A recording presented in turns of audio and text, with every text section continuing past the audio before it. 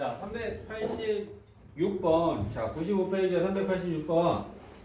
요 식을 전개했을 때 항의 개수가 총 몇 개냐? 물어본 거야. 그러면 앞에는 요렇게 항이 2개짜리 다항식이고 뒤에는 요렇게 항이 3개짜리인데 A, B 같은 거 없지? X, Y, Z 얘네들끼리는 각각 같은 게 하나도 없어요. 그지? 그러면 우리가 이걸 전개하면 총 몇 개의 항이 만들어질까? 앞에 건 2개의 항이고 뒤에 건 3개의 항인데 얘네들을 곱한다라는 건 연속해서 우리가 전개하는 거니까 각각의 항의 수를 곱하면 되는 거야. 그지? 그래서 이 식을 전개하면 항의 개수는 총 6개의 항이 전개가 될 것이다. 됐지? 별거 아니야. 그 다음에 자, 388번은 24의 양의 약수의 개수는 하고 물어봤어. 자, 이거 24라는 수가 크지 않으니까 24의 약수를 우리가 하나하나 나열해가지고 이게 몇 개다라고 셀 수도 있는데 숫자가 커졌을 때 그렇게 할 수는 없잖아. 예를 들면 너네들한테 120의 약수가 몇 개니 물어보면 1, 2, 3, 4 하나씩 다 나열할 거야? 말이 안 되는 거지, 그치? 그러니까 24라는 어떤 자연수가 있었을 때 이런 수의 약수의 개수를 구하는 방법에 대해서 알아야 되는 거야. 그러면 24라고 하는 수를 소인수분해하면 2의 세제곱 곱하기 3이지. 8, 3, 24니까 맞지? 그래서 소인수 분해를 해. 오케이? 그런 다음에 소인수 분해를 한 다음에 표를 만들어서 쓸 건데 지수를 더 하나씩 더 한 다음에 곱하기 2였나? 하나씩 더 한 다음에 그걸 곱하면 돼. 오케이? 근데 봐봐. 그러면 그걸 쓰는데 기억 좀 하고 있네? 지수 생각해봐. 3은 1제곱이잖아. 그럼 1보다 작은 0제곱부터 시작하면 3의 0제곱하고 3의 1제곱까지 쓰는 거야. 그러면 3의 0제곱하고 3의 1제곱을 쓰고 2는 세제곱이니까 2의 0제곱, 1제곱, 2제곱, 세제곱까지 써줘요. 그러면 2의 0제곱, 2의 1제곱, 2의 제곱, 2의 세제곱까지 써. 그래서 얘네들을 이렇게 가로랑 세로로 표를 만들어 놓고 얘네들이 만나는 애들끼리 곱해볼게. 근데 3의 0제곱은 얼마더라? 1이지. 2의 빵제곱도 1이지. 그러면 얘랑 얘랑 곱하면 1 곱하기 1이니? 그러면 1. 오케이? 그 다음에 3의 0제곱은 1이니까 1하고 2하고 곱하면 2지. 1하고 4하고 곱하면 4지. 1하고 8하고 곱하면 8이지. 만나는 애들끼리 곱해서 생기는 수가 약수인 거거든. 2의 0제곱 1, 3. 2 곱하기 3, 4, 3, 12. 8, 3, 24. 그러면 이렇게 곱해서 만들어지는 이 수들이 24의 약수야. 오케이? 그럼 24의 약수는 총 몇 개야? 근데 이 8개다라고 하는 개수만 구하고자 할 때는 잘 생각해봐. 원래 2의 세제곱이라는 건 2의 1제곱부터 세제곱까지 3개가 있었지. 근데 2의 빵제곱 하나 더 추가했지. 만약 3도 3의 1제곱까지 있었지. 근데 3의 빵제곱 하나 추가했지. 그러면 얘가 2개지. 맞지? 하나, 둘, 셋에다가 하나 더 더해서 요게 총 4개지. 그래서 4개하고 2개하고 곱하면 2, 4, 8 약수의 개수가 나오지. 맞냐? 근데 요 2다라고 하는 건 뭐야? 원래 3의 지수가 1, 2였는데 거기에다 3의 빵제곱이라는 걸 하나 더했고 2는 세제곱이었으니까 1부터 3까지 3개에다가 하나 더했지. 지수 3에다가 하나를 더한 거야. 오케이? 그래서 2, 4, 8이라고 약수의 개수가 우리가 구할 수 있다라는 거네. 오케이? 그러니까 결론을 내려보면 어떻게 내릴 수 있어? 어떤 자연수의 약수의 개수를 구하려면 소인수 분해한 후에 지수에다가 하나씩 더한 거 곱하면 약수의 개수야. 이해했어? 그래서 388번은 좀 중요한 거야. 알고 있어야 돼. 약수의 개수는 소인수 분해한 후에 지수에다가 하나씩 더한 거 곱하면 약수의 개수가 구해진다. 됐지? 자, 다음 360번.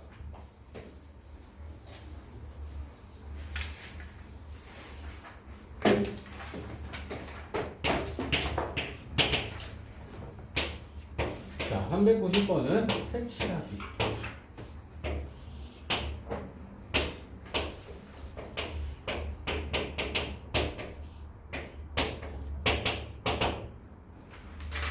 자, 390번 볼게. 자, 색칠하기인데 5개의 영역에, 그죠? 여기다 요약을 해보면 A, B, C, D, E 5개의 영역에 5가지의 색을 칠하려고 하는 상황이야.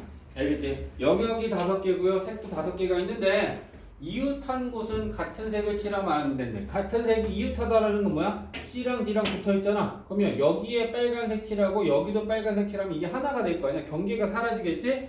이웃한 영역은 다른 색으로 칠해야 되고 이웃하지 않은 곳은 같은 색으로 칠해도 된대. 그걸 지키라는 얘기야. 그지? 그러면 이 문제를 풀 때 얘들아 어떻게 푸는 거냐면 가장 많이 이웃해 있는 영역부터 칠해.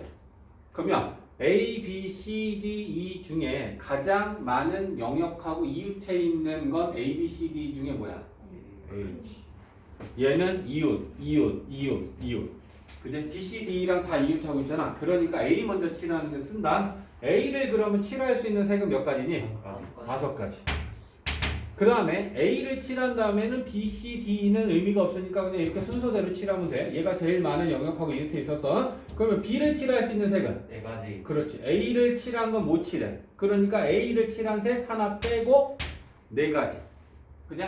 그러면 C는? 3가지. 그렇지. A 칠한 거 못 칠하지, B 칠한 거 못 칠하지. 그럼 5개 중에 1개, 2개 빼면 C를 칠할 수 있는 색은 3가지가 가능한 거야. 그러면 D는 3가지. 그렇지. C 안 돼, A 안 돼. 하지만 B를 칠한 건 이웃하지 않으니까 얘랑 얘랑 같은 색 들어가도 상관없는 거니까 3가지. 2도 3가지지.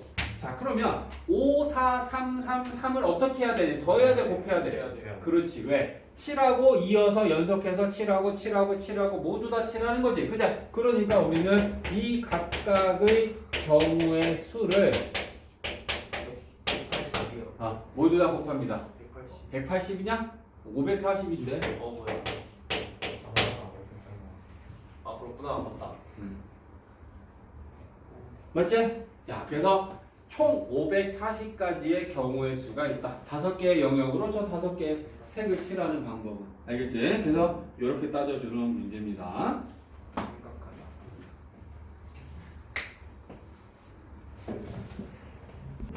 자, 392번. 자, 얘는 잘 봐야 돼.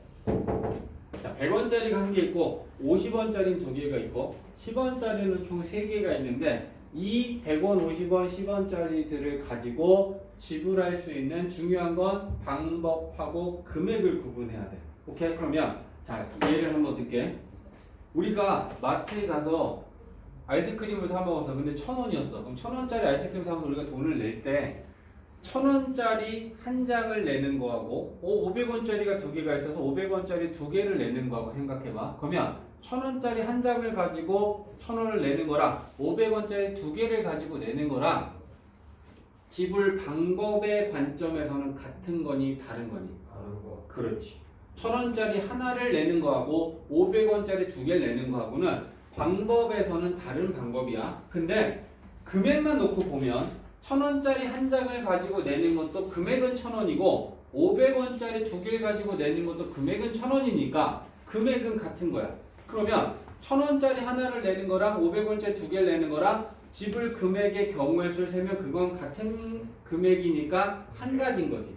따로따로 세면 안 되는 거지. 이해했어? 그래서 지불 방법하고 지불 금액에서 특히나 지불 금액에서는 중복되는 걸 잘 챙겨야 돼. 1,000원을 냈을 때 500원짜리 2개를 갖고 내든 100원짜리 10개를 갖고 내든 1,000원짜리 1개를 갖고 내든 다 똑같은 1,000원이라는 금액이면 다 같은 거야. 알겠지? 그거 구분해야 돼. 자, 그러면 지불 방법에서는 중복이 생기지는 않아. 1,000원을 내는 거랑 500원짜리 2개 내는 거랑 다른 방법이기 때문에 여기선 중복이 없습니다. 그러면 100원짜리를 가지고 먼저 지불할 수 있는 방법 생각해보면 100원짜리가 얘들아 한 개 있어. 그러면 100원짜리가 가지고 있는 얘 경우의 수는 몇 가지니? 한 가지. 내는 거 한 가지, 안 내는 거 한 가지, 두 가지.